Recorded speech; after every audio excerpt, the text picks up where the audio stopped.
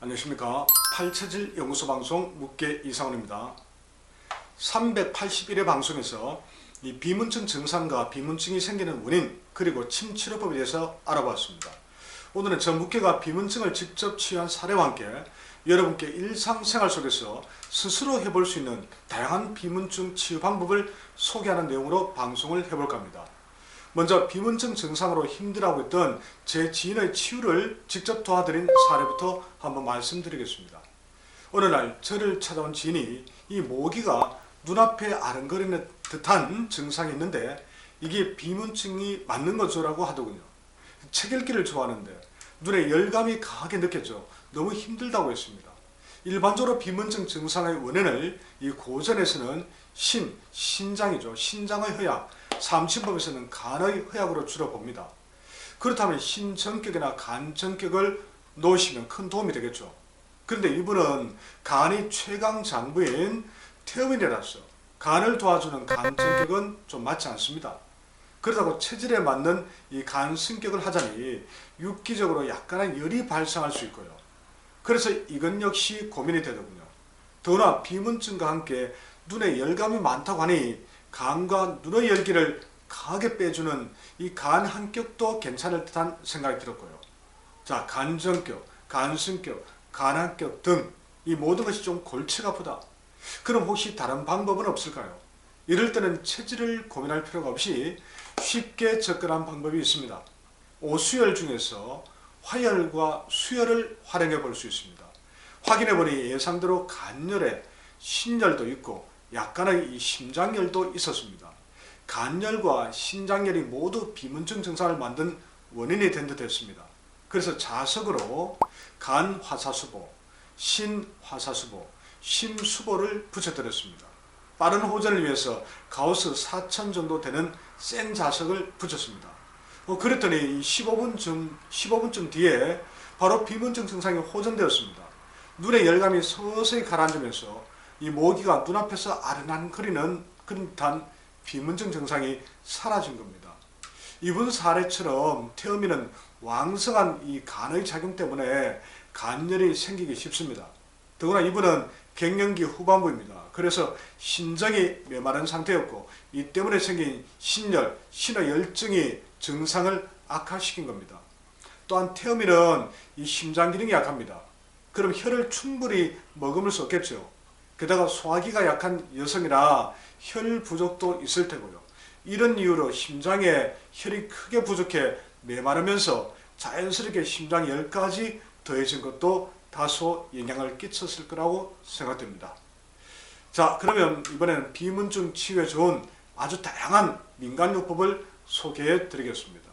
첫 번째, 굳어진 눈 주변의 근육을 풀고 기혈순환이 잘 되도록 눈을 좌우 왼쪽으로 눈을 돌렸다가 오른쪽 눈을 돌렸다가 위로 올렸다가 눈을 밑으로 내렸다가 각각 5초씩 머무르는 운동을 해주면 아주 좋습니다. 두 번째, 이 손바닥을 강하게 비비면 아주 강한 치료의 에너지가 생깁니다. 자, 이렇게 손바닥을 막 비빈 뒤에 눈을 감고 양 손바닥으로 5초 정도씩 눈을 감싸주는 동작을 반복해 보십시오.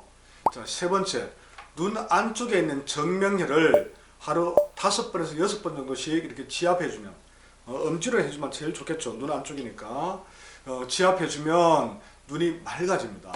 여기에 더해서 눈 주변의 경혈인 눈썹 안쪽에 있는 찬죽혈, 눈썹 바깥쪽에 있는 양쪽의 사죽공혈, 자, 눈 외곽과 눈썹 끝 사이에서 뒤로 약 1천 정도 뒤쪽에 있는 오목한 구멍이 느껴진 자리겠습니다. 이 오목한 곳이 바로 태양혈입니다. 이 태양혈, 눈 바깥쪽 뼈를 넘자마자 약간 움푹하게 되는 곳이 있습니다. 이게 동자료혈입니다. 동자료혈.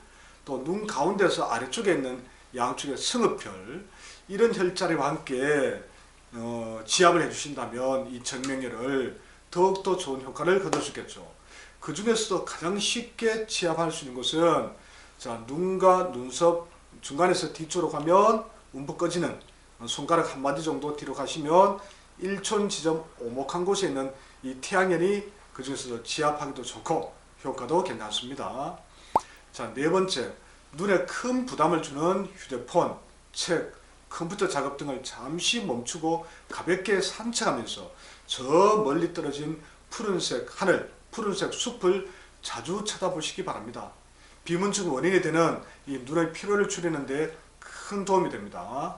자, 다섯 번째, 눈의 열을 내리면서 눈의 찌꺼기를 밖으로 배출하는 약성이 있는 결명자차도 도움이 됩니다. 자, 여섯 번째, 눈 질환에 매우 강력한 효과를 발휘하는 극침요법이라는 게 있습니다. 아래쪽 위쪽 눈꺼풀을 딱 뒤집어 보면 그 안쪽에 작은 모세혈관이 많이 보일 겁니다. 그곳에 어혈이 과도하게 쌓여서 이 모세혈관을 막게 되면 이 눈에 문제가 일어날 수가 있습니다. 이 가시가 있는 식물 종류를 이용해서 눈꺼풀 안쪽을 뒤집고 긁어주는 거죠. 긁으면 작은 모세혈관이 터지면서 그 속에 쌓였던 어혈 찌꺼기가 밖으로 배출됩니다. 그러면 눈으로 이제 그다음부터 맑은 혈액이 잘 돌게 되겠죠. 이를 통해서 눈에서 나타날 수 있는 불편한 증상을 해소할 수 있습니다. 즉각적으로 효과가 나타납니다. 물론 한 어느 정도는 눈이 약간 좀 부어 있겠죠, 그죠? 하루 정도는. 그러니까 오후 늦게나 저녁 때 하시고 그 다음날 되면 서서히 눈의 붉기가 좀 빠질 겁니다. 자, 일곱 번째, 머리 뒤쪽에 풍지열입니다. 풍지열, 머리 뒤쪽에 쑥 들어가는 곳이 있습니다. 이 쑥. 이 풍지열은 눈으로 바로 직접 연결되는 혈자리입니다. 그래서 이곳을 강하게 이렇게 지압해 주시면 눈이 금방 맑아지는 느낌이 듭니다. 눈이 필요한 분들은 한번 직접 해보시기 바랍니다.